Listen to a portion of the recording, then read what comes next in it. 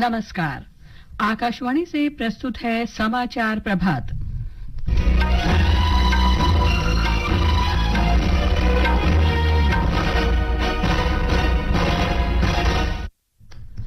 लोकसभा चुनाव की मतगणना कल सवेरे 8 बजे शुरू होगी। निर्वाचन आयोग ने मतगणना कर्मियों के लिए निर्देश पुस्तिका जारी की। यूपीआई लेन देन का नया कीर्तिमान। इस वर्ष मई में 14 अरब से अधिक लेन देन हुए। असम बाढ़ में मृतकों की संख्या 14 हुई, 5 लाख से अधिक लोग प्रभावित। मौसम विभाग ने देश के पश्चिमोत्तर, मध्य और पूर्वी भागों में अगले 2 दिन में भीषण गर्मी में राहत की भविष्यवाणी की। और फ्रेंच ओपन टेनिस में भारत के रोहन बोपन्ना और ऑस्ट्रेलिया के मैथ्यू एबडन की जोड़ी पुरुष डबल्स के तीसरे दौर में पहुंची। समाचार प्रभात के साथ मैं लवली निगम। लोकसभा चुनाव के वोटों की गिनती कल होगी। कल ही आंध्र प्रदेश और उड़ीसा विधानसभा चुनाव और कुछ विधानसभा सीटों के उपचुनाव की मतगणना भी होगी। मतगणना सुबह 8 बजे शुरू होगी। निर्वाचन आयोग ने बताया है कि मतगणना के रुझान और परिणाम आयोग की वेबसाइट results.eci.gov.in तथा वोटर हेल्पलाइन ऐप पर भी उपलब्ध होंगे। उत्तर प्रदेश के मुख्य निर्वाचन अधिकारी नवदीप रणवा ने कहा है कि राज्य में 75 जिलों में 81 मतदान केंद्र बनाए गए हैं। उत्तर प्रदेश में 75 जनपदों में कुल 81 मतगणना केंद्र है जहां ये मतगणना संपन्न होगी। 6 जनपद ऐसे हैं जहां 2 मतगणना केंद्र हैं, बाकी सब में 1-1 मतगणना केंद्र है। 80 लोकसभा क्षेत्रों में 35 लोकसभा क्षेत्रों की मतगणना तो एक मतगणना केंद्र पे ही हो जाएगी। 37 लोकसभा क्षेत्र ऐसे हैं जिनकी 2 मतगणना केंद्रों में होगी, जो 2 अन्य अलग अलग जनपदों में स्थित है। और 8 लोकसभा क्षेत्र ऐसे हैं जिनकी मतगणना 3 जनपदों में होगी। पोस्टल बैलेट की मतगणना जो रिटर्निंग ऑफिसर है उसके मुख्यालय पे होगी। 179 प्रेक्षक हैं जो काउंटिंग पे नजर रखेंगे। झारखंड में मतगणना के लिए व्यापक इंतजाम किए गए हैं। राज्य के मुख्य चुनाव अधिकारी के रवि कुमार ने बताया कि राज्य में 14 मतगणना केंद्र बनाए गए हैं। मतगणना सुबह 8 बजे शुरू होगी और पहला रुझान 9:30 बजे तक आने की उम्मीद है। उन्होंने कहा कि 14 संसदीय क्षेत्रों के लिए वोटों की गिनती शाम 4 बजे तक पूरी होने की संभावना है। इस बार डाक मतपत्र अधिक हैं। शांतिपूर्ण मतगणना सुनिश्चित करने के लिए मतगणना केंद्रों और उसके आसपास कड़ी सुरक्षा व्यवस्था की गई है। दिल्ली की सभी 7 लोकसभा सीटों पर वोटों की गिनती सुचारू रूप से सुनिश्चित करने के लिए सभी तैयारियां पूरी कर ली गई हैं। वोटों की गिनती कल सुबह 8 बजे से होगी। एक रिपोर्ट। दिल्ली में 7 मतगणना केंद्र बनाए गए हैं। चांदनी चौक संसदीय क्षेत्र में भरत नगर, उत्तर पूर्वी दिल्ली में नंद नगरी, पूर्वी दिल्ली में राष्ट्रमंडल खेल परिसर, नई दिल्ली निर्वाचन क्षेत्र में कोल मार्केट, उत्तर पश्चिमी दिल्ली में शाहबाद दौलतपुर, पश्चिमी दिल्ली में द्वारका सेक्टर 3 और दक्षिणी दिल्ली लोकसभा क्षेत्र में सिरी फोर्ट में मतगणना केंद्र बनाए गए हैं। इसी बीच चुनाव आयोग भी आज दिल्ली में प्रेस कॉन्फ्रेंस करेगा। दिल्ली में लोकसभा चुनाव के लिए मतदान पिछले महीने की 25 तारीख को आयोजित किया गया था, जहाँ 58.69% मतदान दर्ज हुआ था। आकाशवाणी समाचार दिल्ली से आदर्श। अरुणाचल प्रदेश विधानसभा चुनाव में भारतीय जनता पार्टी ने सत्ता बरकरार रखी है। प्रदेश की 60 संसदीय विधानसभा में भाजपा के 36 सीट पर जीत दर्ज की है। पार्टी ने 10 सीट निर्विरोध जीती थी। मुख्यमंत्री पेमा खांडू ने राज्य में फिर से भाजपा को प्रचंड बहुमत देने के लिए लोगों का आभार व्यक्त किया। नतीजों के बाद मुख्यमंत्री पेमा खांडू ने राज्यपाल को इस्तीफा सौंप दिया। राज्यपाल ने श्री खांडू और मंत्रिपरिषद से नई सरकार के शपथ लेने तक पद पर बने रहने का अनुरोध किया है। वहीं सिक्किम विधानसभा चुनाव में सत्तारूढ़ सिक्किम क्रांतिकारी मोर्चा ने एक तरफा जीत हासिल की। 32 सदस्यीय विधानसभा में सिक्किम क्रांतिकारी मोर्चा ने 31 सीट जीती। 1 सीट सिक्किम डेमोक्रेटिक फ्रंट को मिली। पश्चिम बंगाल में बारासात और मथुरापुर लोकसभा निर्वाचन क्षेत्रों के 2 मतदान केंद्रों पर आज पुनर्मतदान हो रहा है। शाम 6 बजे तक वोट डाले जाएंगे। इन दोनों निर्वाचन क्षेत्रों में 7वें चरण में 1 जून को मतदान हुआ था। पुनर्मतदान का निर्णय चुनाव अधिकारियों, जिला निर्वाचन अधिकारियों और संबंधित पर्यवेक्षकों की रिपोर्ट के आधार पर लिया गया है। ये समाचार आकाशवाणी से प्रसारित किए जा रहे हैं। लोक निर्णय 2024 देश का पहला और सबसे विश्वसनीय प्रसारक आपके लिए ला रहा है दुनिया के सबसे बड़े लोकतंत्र के चुनावी परिणामों पर आधारित एक विशेष कार्यक्रम 4 जून सुबह 7 बजे से रात 10 बजे तक मतगणना के पल पल की खबर। जानिए कौन है आगे, कौन पीछे। हर सीट से सटीक जानकारी, कौन हारा और किसने बाजी मारी। देश की करोड़ों जनता का क्या है निर्णय। आकाशवाणी गोल्ड और अन्य आकाशवाणी चैनलों पर सुनिए लोक निर्णय 2024। समाचार प्रभात में आपका फिर स्वागत है। प्रधानमंत्री नरेंद्र मोदी ने भीषण गर्मी और चक्रवात रेमाल के बाद की स्थिति सहित कई विषयों पर कल समीक्षा बैठकें की। देश में भीषण गर्मी की स्थिति की समीक्षा के लिए हुई बैठक में प्रधानमंत्री ने निर्देश दिया कि आग की घटनाओं से निपटने और उन्हें रोकने के लिए नियमित रूप से पर्याप्त अभ्यास किए जाने चाहिए। अस्पतालों और अन्य सार्वजनिक स्थानों पर अग्निशमन और बिजली सुरक्षा की नियमित जांच की जानी चाहिए। वहीं रेमाल चक्रवात के प्रभावों की समीक्षा बैठक में मिजोरम, असम, मणिपुर, मेघालय और त्रिपुरा में भूस्खलन तथा बाढ़ के कारण हुए जानमाल के नुकसान पर चर्चा की गई। प्रधानमंत्री ने कहा कि सरकार तूफान प्रभावित राज्यों को हर संभव सहायता देना जारी रखेगी। भारत की लोकप्रिय भुगतान प्रणाली यूपीआई यानी यूनिफाइड पेमेंट इंटरफेस ने मई में 20 खरब 45 अरब रुपए के 14 अरब 14 करोड़ लेन देन का नया कीर्तिमान स्थापित किया। National payments corporation of India के आंकड़ों के अनुसार पिछले वर्ष मई की तुलना में ये लेन देन 49% अधिक है। अप्रैल 2016 में यूपीआई शुरू होने के बाद से मई के वर्तमान आंकड़े मूल्य और मात्रा के हिसाब से सबसे अधिक हैं।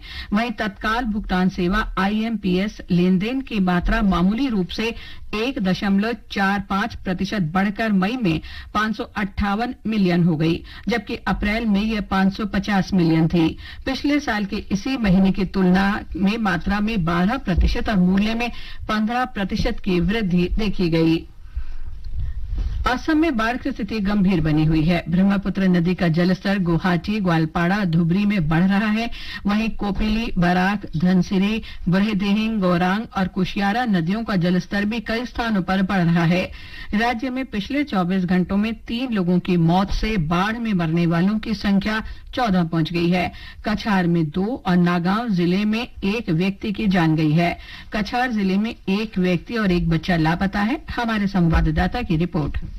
असम में बाढ़ के कारण 13 जिलों के 567 गांवों के 5 लाख से अधिक लोग प्रभावित हैं और राज्य भर में 8,000 हेक्टेयर से अधिक फसल क्षेत्रों क्षतिग्रस्त हो गया है। राज्य सरकार ने बाढ़ प्रभावित जिलों में 193 राहत शिविर और 82 राहत वितरण केंद्र खोले हैं और बचाव एवं राहत के लिए NDRF और SDRF की टीमों को भी तैनात किया गया है। सरकारी सूत्रों के अनुसार पिछले 24 घंटों के दौरान 3 लोगों की जान चली गई है। कई जिलों में बाढ़ के पानी से 103 सड़कें, तटबंध और अन्य बुनियादी ढांचे क्षतिग्रस्त हो गया है।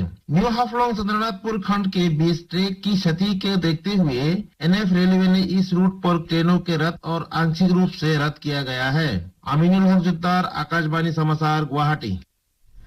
मौसम विभाग ने अगले 2 दिन पश्चिमोत्तर, मध्य पूर्वी भारत में भीषण गर्मी में कमी आने का अनुमान व्यक्त किया है। मौसम विभाग के वरिष्ठ वैज्ञानिक RK जेनामणि ने बताया कि इन क्षेत्रों में लोगों को भीषण गर्मी से राहत मिल सकती है। मौसम विज्ञान विभाग से यही अपडेट है कि जो heat wave, severe heat wave condition चल रहा था उसका काफी रिडक्शन हो चुका है और ओनली आइसोलेटेड प्लेसेस में है, जो राजस्थान और पंजाब, हरियाणा, दिल्ली और उत्तर प्रदेश। बाकी जैसे उड़ीसा, छत्तीसगढ़, झारखंड, ये सब जगह में हीट वेव नहीं है बिहार में। और यहाँ बारिश हो चुका है और मानसून का भी और आगे आगमन का जना है। इस बीच मौसम विभाग ने अगले 7 दिन बिजली गरजने और तेज हवाओं के साथ पश्चिम बंगाल, पूर्वोत्तर भारत में हल्की से मध्यम वर्षा का अनुमान व्यक्त किया है। दक्षिण भारत में अगले 7 दिन के दौरान केरल, लक्षद्वीप, अंडमान और निकोबार द्वीप तथा कर्नाटक में भी इसी तरह का मौसम रहेगा। वहीं उत्तर भारत में जम्मू कश्मीर, लद्दाख, हिमाचल प्रदेश और उत्तराखंड में अगले 4 दिन में इसी तरह की स्थिति बनी रहेगी। उधर श्रीलंका में हुई भीषण बारिश से पूरे द्वीप में बड़े पैमाने पर तबाही हुई है, जिसमें 15 लोगों की मौत हो गई और 5,000 से अधिक परिवारों के 19,000 से अधिक लोग बेघर हो गए हैं। श्रीलंका के आपदा प्रबंधन केंद्र ने कहा कि राजधानी कोलंबो सहित 7 जिले प्रभावित हुए हैं। 4,000 से अधिक घरों को आंशिक क्षति हुई है, जबकि 28 घर पूरी तरह से नष्ट हो गए हैं। श्रीलंकाई सेना बचाव कार्यों में लगी हुई है। 77वीं विश्व स्वास्थ्य सभा की एक महत्वपूर्ण समिति के अध्यक्ष केंद्रीय स्वास्थ्य सचिव अपूर्व चंद्रा ने जिनेवा में कल पूर्ण सत्र में समापन भाषण दिया। पिछले 6 दिन के समिति के कामकाज पर रिपोर्ट प्रस्तुत करते हुए श्री चंद्रा ने उन बिंदुओं का उल्लेख किया जिसमें वैश्विक स्वास्थ्य के भविष्य को आकार मिलेगा। श्री चंद्रा ने कहा कि भारत के वसुधैव कुटुंबकम यानी पूरा विश्व एक परिवार की अवधारणा के साथ सभी के लिए स्वास्थ्य के लिए सभी विषय से प्रेरित होकर एक परिवार के रूप में सबने काम किया। और अब खेल जगत की खबरों के साथ हैं Mukesh Kumar. French open tennis tournament में भारत के रोहन बोपन्ना और ऑस्ट्रेलिया के मैथ्यू एबडेन पुरुष डबल्स के तीसरे दौर में पहुंच गए हैं। बोपन्ना और एबडेन ने ब्राजील के मार्सिलो जर्मन ऑरलैंडो लूज को 7-5, 4-6, 6-4 से हराया। तीसरे दौर में बोपन्ना और एबडेन का सामना भारत के एन श्रीराम बालाजी और मैक्सिको के मिगुएल एंजेल रेस और वेरेला मार्टिनेज की जोड़ी से होगा। उधर आईसीसी T20 क्रिकेट विश्व कप में कल रात वेस्टइंडीज ने पापुआ न्यू गिनी को 5 विकेट से हरा दिया। गयाना में वेस्टइंडीज ने 137 रन का लक्ष्य 19 ओवर में 5 विकेट पर हासिल कर लिया। वेस्टइंडीज की ओर से रोस्टन चेज ने नाबाद 42 रन बनाए। चेज को प्लेयर ऑफ द मैच घोषित किया गया। बारबाडोस में इस समय नामीबिया और ओमान का मैच जारी है। आज ही दूसरा मैच न्यूयॉर्क में रात 8 बजे श्रीलंका और दक्षिण अफ्रीका के बीच खेला जाएगा। उधर लंदन में FIH प्रो हॉकी लीग में कल भारत की पुरुष टीम ब्रिटेन से 1-3 से पराजित हो गई। भारत का अगला मैच शनिवार को विश्व चैंपियन जर्मनी से होगा।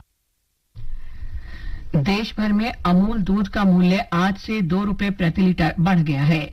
गुजरात सहकारी दूध विपणन संघ ने दूध के पॉलीपैक की कीमत में 2 रुपए प्रति लीटर की बढ़ोतरी की घोषणा की है। इससे पहले फरवरी 2023 में अमूल दूध की कीमत में बढ़ोतरी हुई थी। नई बढ़ोतरी के साथ आधा लीटर अमूल भैंस का दूध 36 रुपए, आधा लीटर अमूल गोल्ड दूध 33 रुपए और आधा लीटर अमूल शक्ति दूध 30 रुपए का हो जाएगा। ये समाचार हमारी वेबसाइट newsonair.gov.in/हिंदी पर भी उपलब्ध हैं। समाचार पत्रों की सुर्खियों के साथ हैं फरहत नाज। धन्यवाद लवलीन। अरुणाचल प्रदेश और सिक्किम में सत्तारूढ़ पार्टियों के विधानसभा चुनाव में ऐतिहासिक जीत को सभी अखबारों ने प्रमुखता से दिया है। नवभारत टाइम्स की सुर्खी है अरुणाचल में बीजेपी की हैट्रिक, सिक्किम में SKM की रिकॉर्ड जीत। लोकसभा चुनाव की कल होने वाली मतगणना पर राष्ट्रीय सहारा की सुर्खी है कल खुलेगा EVM का पिटारा, पता चलेगा जनता ने किस पर किया भरोसा। राजस्थान पत्रिका ने एग्जिट पोल के जारी होने के बाद पार्टियों के गुणा भाग में जुटने को पहली खबर बनाते हुए लिखा है प्रधानमंत्री नरेंद्र मोदी आंकड़ों से दूर सरकारी कामकाज में जुट गए हैं। प्रधानमंत्री का ये कहना कि आग लगने की घटना रोकने और लू से बचाव के उपाय करें अधिकारी हिंदुस्तान में प्रमुखता से है। अमर उजाला ने लिखा है 7 बैठकों के साथ एक्शन में मोदी, भीषण गर्मी और चक्रवात रेमल से प्रभावित हुए लोगों को हर संभव मदद के निर्देश दिए। राजधानी दिल्ली सहित उत्तर भारत में जारी भीषण गर्मी पर अखबारों ने दिल्ली हाईकोर्ट की इस चिंता को दिया है वो दिन दूर नहीं जब दिल्ली रेगिस्तान बन जाएगी। अमर उजाला ने चिंताजनक शीर्षक से लिखा है जंगली जानवरों की भी नींद उड़ा रहा है बढ़ता तापमान। पत्र के अनुसार अच्छी नींद न आने से जानवरों के व्यवहार में आता है परिवर्तन। दैनिक जागरण को लगता है दिल्ली में जून के अंत तक आ सकता है मॉनसून।